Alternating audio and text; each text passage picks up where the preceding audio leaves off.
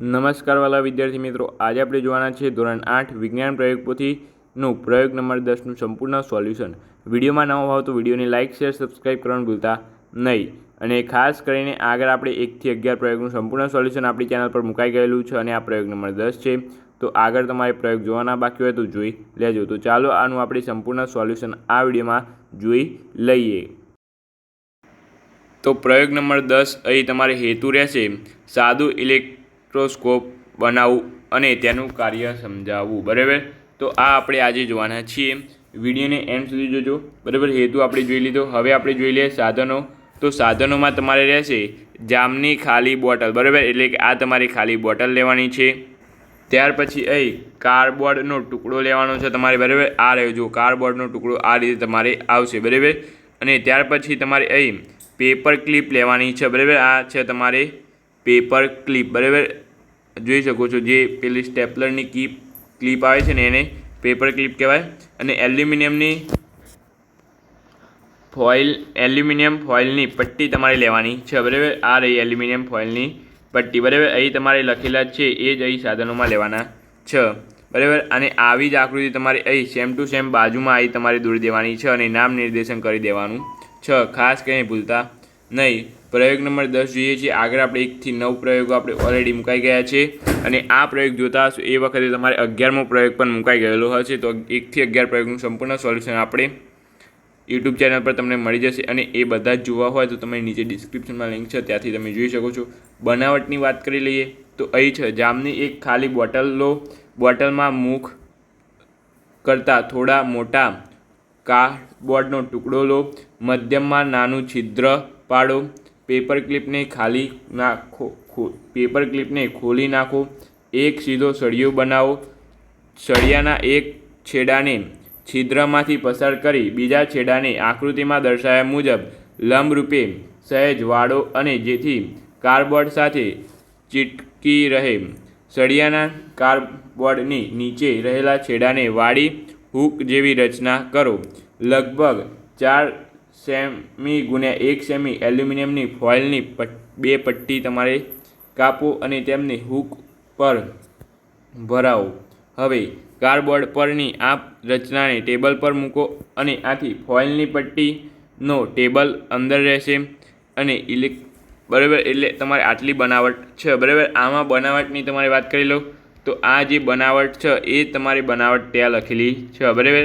તો ખાસ કરીને જોઈ લેજો।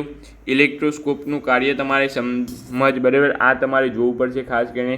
તો અહીં તમારે છે પદાર્થ પર વીજભાર છે કે નહીં તે જાણવા સાદું ઇલેક્ટ્રોસ્કોપ સાધન વપરાય છે। વીજભારિત રિફિલ આકૃતિમાં દર્શાવ્યા મુજબ પેપર ક્લિપના બહારના છેડાને અડાડતા વીજભારિત એલ્યુમિનિયમ ફોઇલની 2 પટ્ટીઓ મળે છે। બંનેને સમાન વીજભારિત મળતા પટ્ટીઓ વહેંચતા અપાકર્ષણ થાય છે, એકદમ પહોળી થાય અને એકદમ પહોળી થાય છે, બરાબર। અવલોકનની વાત કરી લઈએ તો વીજભારિત રિફિલને પેપર ક્લિપના છેડાને અડાડતા એલ્યુમિનિયમ ફોઇલની પટ્ટીઓ પહોળી થાય છે, બરાબર। નિર્ણયની વાત કરી લઈએ તો અહીં જે હેતુ હોય એ જ નિર્ણય હોય છે, બરાબર, મોસ્ટ ઓફલી। પરંતુ અહીંયા હેતુ શું છે? સાદું ઇલેક્ટ્રોસ્કોપ બનાવવું અને તેનું કાર્ય સમજાવવું। તો અહીં એલ્યુમિનિયમ શું કહેવાય નિર્ણય તમારે એ નહીં આવે, તો અહીં નિર્ણય શું આવશે? તો ઇલેક્ટ્રોસ્કોપની મદદથી પદાર્થ વીજભારિત થાય છે કે તે નહીં તે જાણી શકાય છે, બરાબર। એટલે અહીં જોઈ શકો છો સાદું ઇલેક્ટ્રોસ્કોપ બનાવો અને તેનું કાર્ય સમજાવું। તો અહીં થોડો એનો નિર્ણય થોડો અલગ છે, બાકી દરેકમાં નિર્ણય તમારે સેમ હોય છે, બરાબર। અને જ્ઞાન ચકાસણીની વાત કરી લઈએ તો જ્ઞાન ચકાસણીમાં હવે તમારે અહીં નીચેના દરેક પ્રશ્નના ઉત્તર માટે આપેલ વિકલ્પોમાંથી સાચો વિકલ્પ શોધીને તેના ક્રમઅક્ષર પ્રશ્નની સામે આપેલ બોક્સમાં લખો। તો અહીં છે બોલપેનની વપરાયેલી રિફિલને પોલિથીનના ટુકડા સાથે ઘસવામાં આવે છે, આ અંગે નીચેના પૈકી કયું વિધાન સાચું નથી? તો અહીં તમારે જવાબ આવશે ડી, રિફિલ અને પોલિથીન પર ઉત્પન્ન થતા વીજભારો સમાન પ્રકારના હોય છે। 2 નંબર છે વીજભારિત કાચના સળિયાને પોલિથીન સાથે ઘસેલી પ્લાસ્ટિકની સ્ટ્રો નજીક લાવવામાં આવે ત્યારે શું થાય છે? તો અહીં જવાબ આવશે તમારે અપાકર્ષણ થાય છે। 3 નંબર છે નીચેના પૈકી કઈ કુદરતી ઘટનાઓ નું પૂર્વાનુમાન શક્ય નથી. તો અહીં તમારે જવાબ આવશે ડી, ભૂકંપ શક્ય નથી. ઓકે, ખરા ખોટાની વાત કરી લઈએ આપણે. તો ખરા ખોટા અહીં તમારે રહેશે વીજભારિત ફુગ્ગો અપાક આકર્ષિત થાય છે. તો અહીં તમારે જવાબ આવશે ખોટું, ના. ઇલેક્ટ્રોસ્કોપ વીજભાર ઉત્પન્ન કરવાનું સાધન છે.